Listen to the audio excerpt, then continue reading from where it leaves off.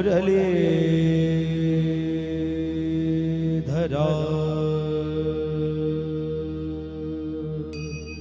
बुलवांगे बिहारी लाल की जय जय श्री राधे जय जय श्री राधे।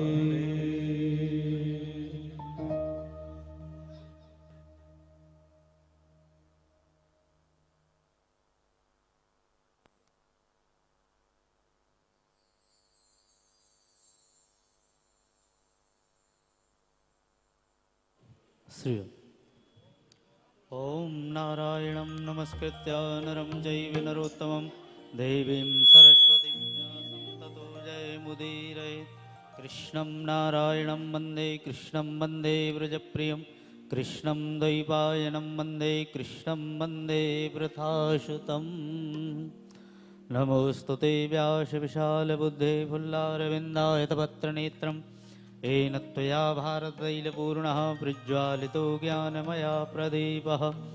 शुकरूपप्रबोधज्ञो सर्वशास्त्रविशारदः एतत्कथाप्रकाशेन मदज्ञानं विनाशयो। सच्चिदानन्दरूपाय विश्वोत्पत्त्यादिहेतवे तापत्रयो विनाशाय श्रीकृष्णाय वयं नमः। यं प्रव्रजन्तमनुपेतमपेतकृत्यं द्वैपायनो विरहकातर्याजुहाव पुत्रेति तन्मयतया तर्वोऽभिनेदुष्टं सर्वभूतहृदयं मुनिमानितोऽस्मि। सभी भक्त अपने स्थान पर खड़े होकर के श्रीमद् भागवत जी की आरती करेंगे। समस्त यजमान सपत्नीक श्रीमद् भागवत जी की आरती करें। दीपं प्रज्वालनं ॐ चन्द्रमा मनसो जातचक्षोः सूर्यो अजायत श्रोत्राद्वायुष प्राणश मुखादग्निरजायत ज्वालामालिन्यै नमः गन्धाद्भिः सम्पूज्यः। जय हो।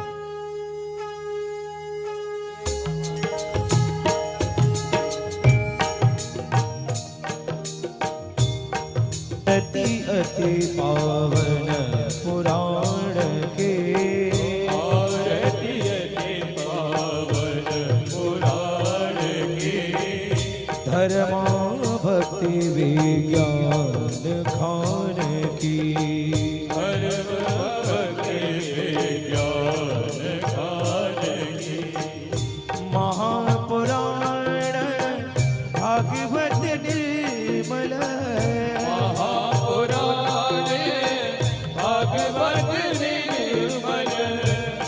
मुख विगलित निगम कल्प फल मुख विगलित निगम कल्प फल परमानंद सुधार समय फल परमानंद सुधार समय फल लीला रति रस रस निधान की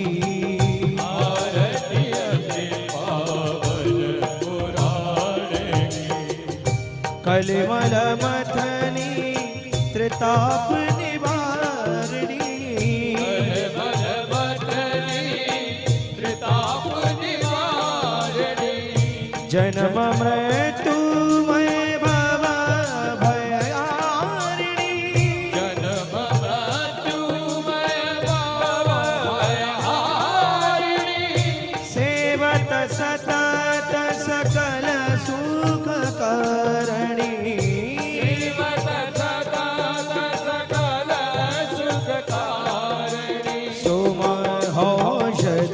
हरि चरित गान की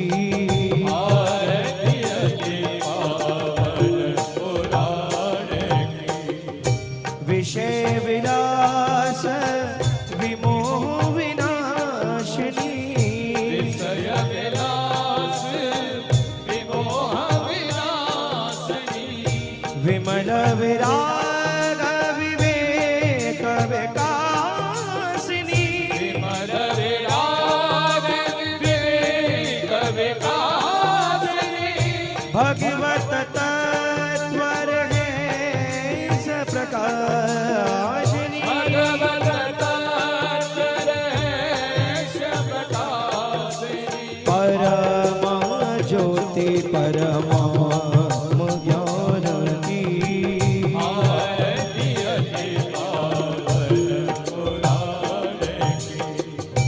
परमहंस मुनि मन उल्लासनी परमहंस मुनि मन उल्लासिनी रस के हृदय रस रास विलासिनी रस हृदय रस रास विलासिनी भुक्ति मुक्ति रति प्रेम सुदासिनी यो ब्रह्मरुद्र शुके नारद भीष्म मुख्ये निरालक्षितो न सहसा पुरुषस्य तस्य सद्यो वशीकरणचूर्णमनन्त शक्तिं तं राधिका चरणरेणुमनोस्मरामि तं राधिका चरणरेणुमनोस्मरामि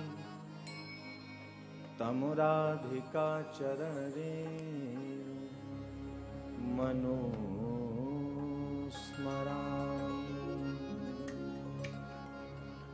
बोले श्री वृंदावन बिहारी लाल की जय जय श्री राधे जय जय श्री राधे जय जय श्री राधे।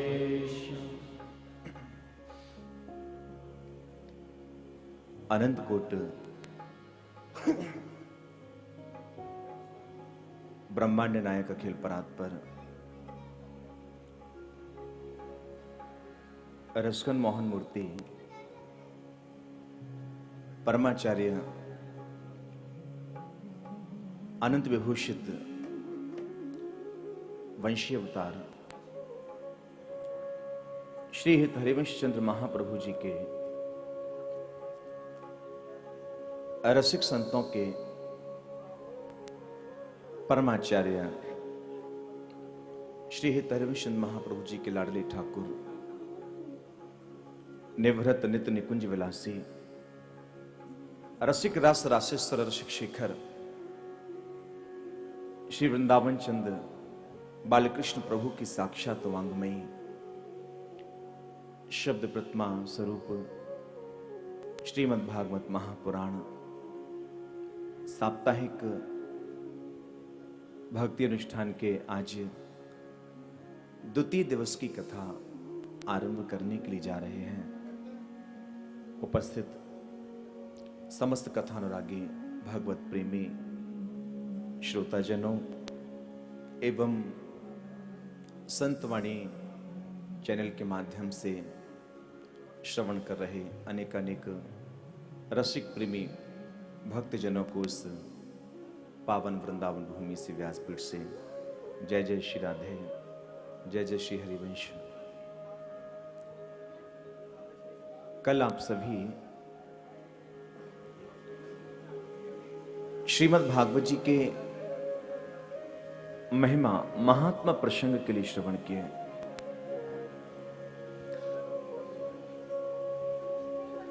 और शौनकादिक मुनियों के द्वारा निवेदित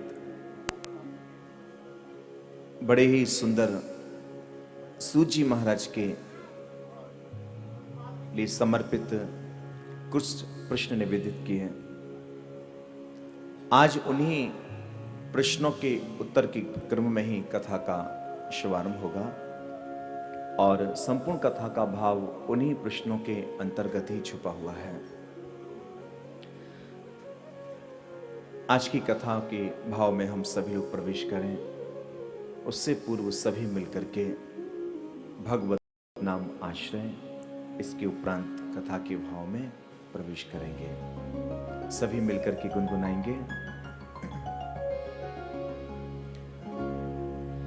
राधा रानी की जय, महारानी की जय, राधा रानी की जय, महारानी की जय, राधा रानी की जय, महारानी की जय, राधा रानी की जय, महारानी की जय, राधा रानी की जय, महारानी की जय,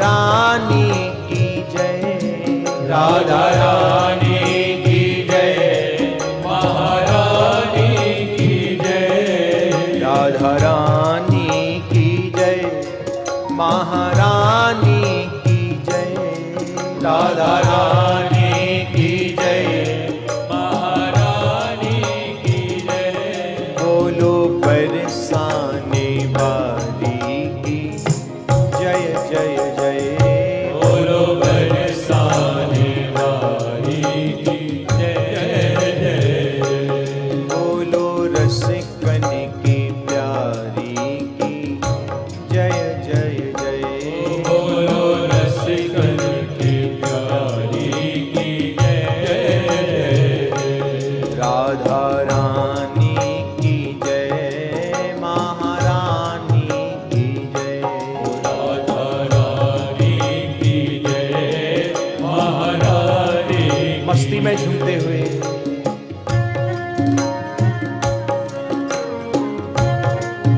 मीठी मीठी तालियों की सेवा करते हुए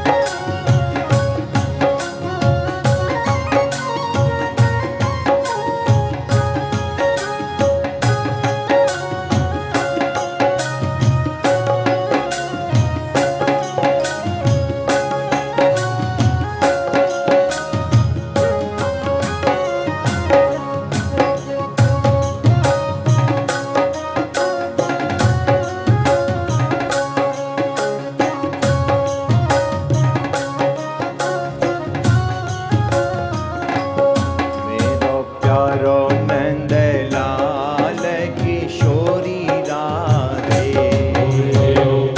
गाइए मस्ती में, लाल किशोरी राधे, मेरो प्यारो नंदलाल किशोरी राधे, मेरो प्यारो नंद लाल किशोरी राधे, किशोरी राधे, श्यामा प्यारी राधे, किशोरी राधे, ओ श्यामा प्यारी राधे, बड़ी भोरी राधे, बड़ी प्यारी राधे, बड़ी भोली राधे, ओ बड़ी प्यारी राधे, बड़ी भोरी राधे, बड़ी प्यारी राधे, बड़ी भोली राधे, बड़ी प्यारी राधे, मेरो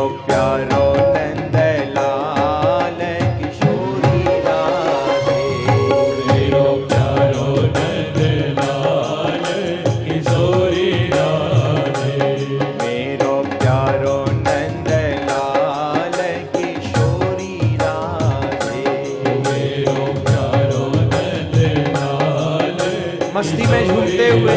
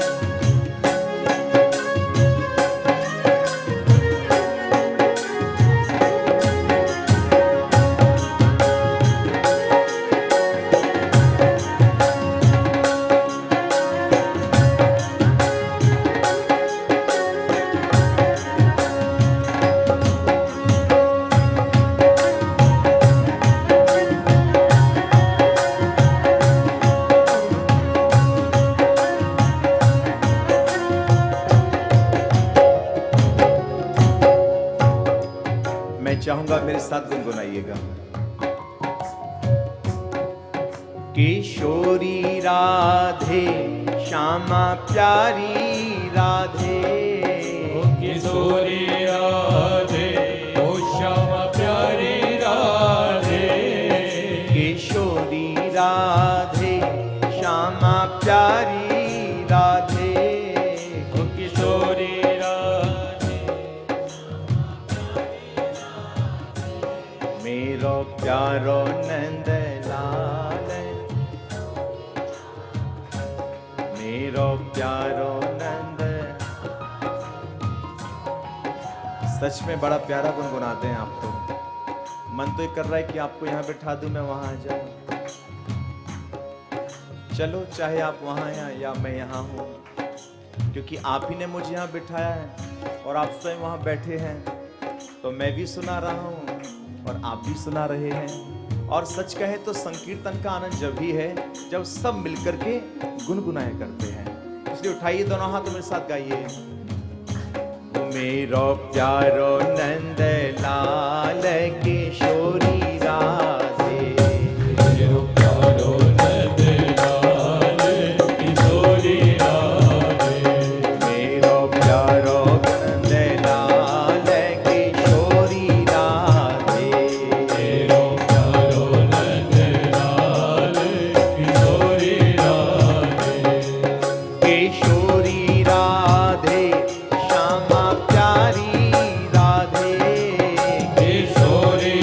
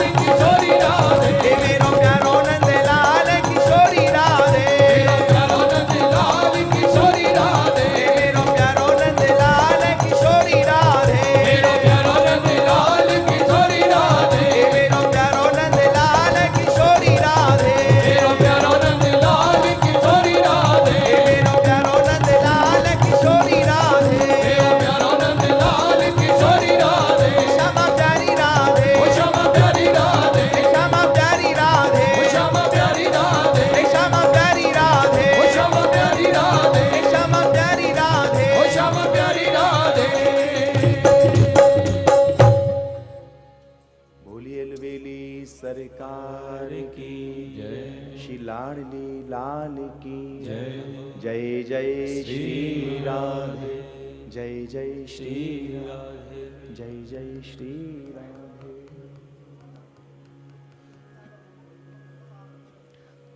परमाचार्य श्री सूत जी महाराज बड़े ही सुंदर भाव से श्री शौनकादिक मुनियों की जिज्ञासा को देखते हुए हृदय की उद्गार व्यक्त कर रहे हैं। शौनकादिक मुनिगण यहां प्रमुख श्रोता के रूप में है। कथा श्रवण के 3 अंग हैं, ध्यान दीजिएगा। कौन कौन से हैं वह? सबसे पहला है श्रोता, दूसरा है जिज्ञासा और तीसरा है निर्मत सरिता। अब आपके मन में प्रश्न आ रहा होगा, इन तीनों का भाव क्या है? खैर बिना भाव के तो कुछ है भी नहीं। हम कुछ मार्केट में खरीदारी करने जाते हैं तो वहां भी भाव लगाते हैं। भक्ति क्षेत्र में भी भाव की प्रधानता है। भाव का तात्पर्य मूल्यांकन नहीं है। श्रोता का तात्पर्य है, श्रोता यानी कथा श्रवण में एकाग्रता। कथा श्रवण में यदि एकाग्रता नहीं है तो मैं बहुत खुले शब्द में कहूं तो कथा हमारे पल्ले नहीं पड़ने वाली। मैं उदाहरण के तौर पर एकाग्रता को लेकर के एक प्रसंग सुनाना चाहता हूं। आप इस प्रसंग को जब सुनेंगे तो कथा श्रवण में या श्री ठाकुर जी के दर्शनों में एकाग्रता का कितना महत्व है, इस प्रसंग को सुनकर के आप अपने आप समझ जाएंगे। महाराष्ट्र में एक स्थान है पंढरपुर, सभी परिचित हैं। वहां श्री पंढरीनाथ भगवान का बड़ा ही सुंदर मंदिर है। 3 भक्त प्रत्येक एकादशी पर, एकादशी से एक रात्रि पूर्व वहां दर्शन करने के लिए जाया करते थे। एकादशी का तात्पर्य है 5 ज्ञानेंद्रिय, 5 कर्मेंद्रिय और 1 मन। यह श्री ठाकुर जी की सेवा में रत हो जाए, समर्पित हो जाए, बस यही श्री एकादशी का स्वरूप है। तो 3 सखा, मैं उनके नाम सी नामदेव जी, गोरा कुम्हार और सीन नाई, ये 3 भक्त प्रत्येक एकादशी से एक रात्रि पूर्व वहां मंदिर में पहुंचते, रात्रि भर संकीर्तन करते और जैसे ही प्रातःकाल होता मंदिर के कपाट खुलते तो दर्शन करके फिर वापस आ जाया करते। अब एक दिन ये तीनों सखा दर्शनों के लिए पहुंचे। श्री पंढरीनाथ प्रभु दर्शन देने के लिए पधारे। जैसे ही कपाट खुले, श्री पंढरीनाथ प्रभु दर्शन देने के लिए पधारे। यहां आप शब्दों पर गौर करना।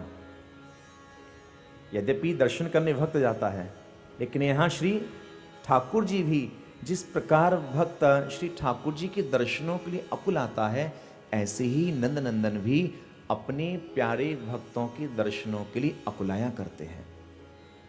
आज भी यहां वृंदावन में ऐसे ऐसे भक्तों का दर्शन होता है। उनसे पूछो, चौवैया कहां जा रहे हो? बोले बिहारी जी को दर्शन देवे जा रहे हैं। राधे राधे। आप यहां स्वाभाविक भक्ति देखिए, आंतरिक स्नेह आप यहां देखिए, कितने विश्वास के साथ। तो जिस प्रकार साधक श्री ठाकुर जी के दर्शनों के लिए अकुल आता है, ऐसे ही भक्त भी श्री ठाकुर जी के दर्शनों के लिए अकुलाया करते हैं। तो श्री जब ठाकुर जी दर्शन देने के लिए पधारे तो नामदेव जी के निकट पहुंचे और श्री नामदेव जी के निकट पहुंच करके कहा, नामदेव एक बात कहूं? हां प्रभु आज्ञा करो। देखो नामदेव, आज सवरे भगत आए हैं, लेकिन आज मेरो एक भगत नाय आयो। प्रभु आज कौन नाय आयो? श्री पंडरी भगवान कहते हैं, नामदेव जी आज मुझे अपने सेन भक्त के दर्शन नहीं हो रहे हैं।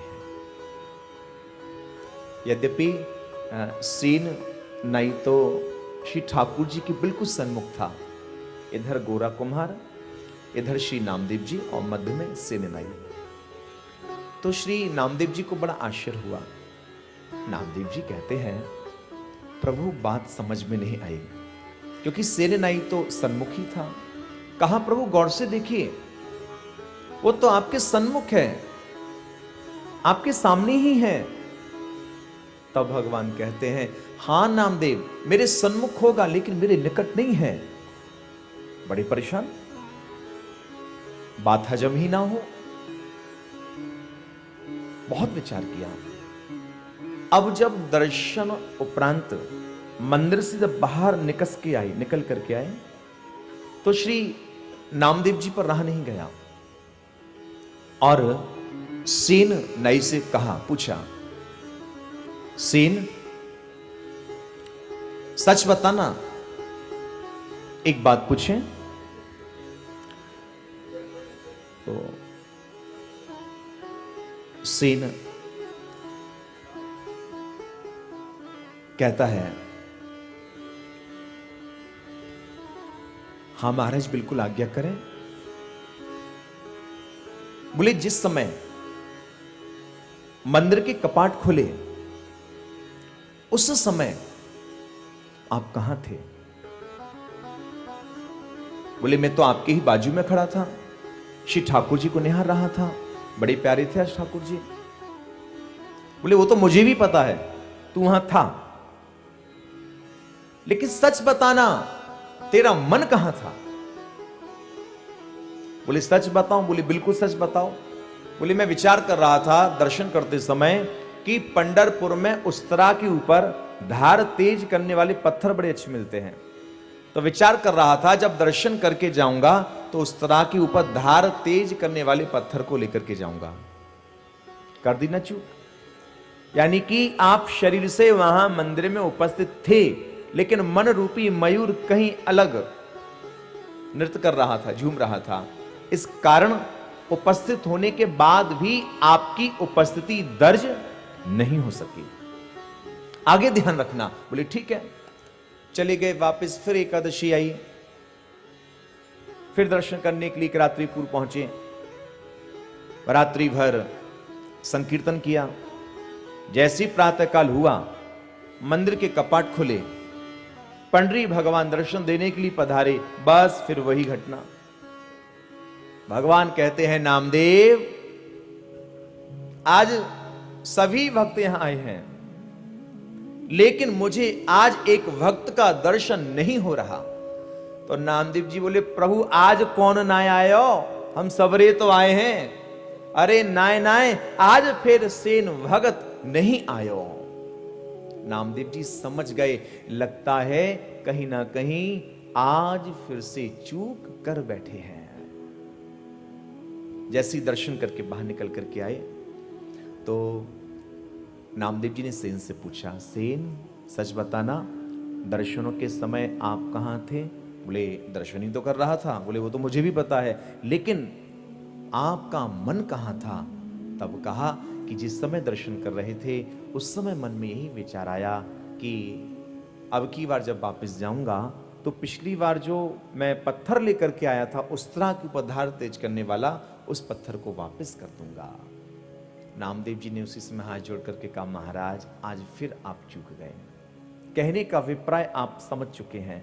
हम शरीर से यहाँ उपस्थित हैं और उपस्थित होने के बाद मन में यदि एकाग्रता नहीं है तो फिर हम अच्छे श्रोता नहीं कहलाया करते हैं, या एक अच्छे दर्शनार्थी मंदिर में उपस्थित हैं, मन कहीं अन्यत्र है तो हम नहीं कहलाया करते हैं।